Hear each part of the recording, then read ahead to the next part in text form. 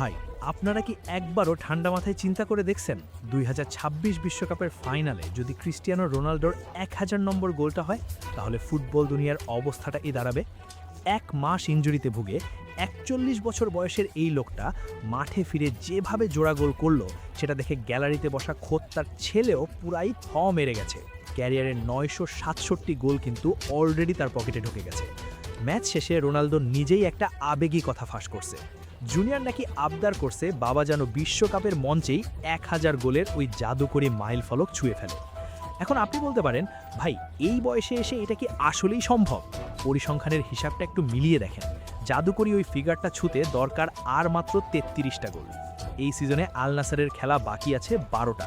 ওই ১২ ম্যাচে যদি সে ২২টা গোল কোনোভাবে নিজের নামে করে নিতে পারে আর পর্তুগালকে টেনে সোজা বিশ্বকাপের ফাইনালে তুলতে পারে, তাইলে ভাই হিসাব একদম মিলে যায়। ঠিক ফাইনালের দিনেই ১০০০ নম্বর গোলটা পেয়ে যেতে পারে CR7। পুরাই একটা হলিউড সিনেমার স্ক্রিপ্ট মনে হচ্ছে না? কিন্তু ভাই, এই লোকটার নাম যেহেতু ক্রিস্টিয়ানো রোনাল্ডো, তাই ফুটবলে অসম্ভব বলে কি আসলেই কিছু আছে তার ডিকশনারিতে? আপনাদের কি মনে হয়, রোনাল্ডো কি পারবে ছেলের এই পাগলাটে স্বপ্নটা বিশ্বকাপের মঞ্চে পূরণ করতে?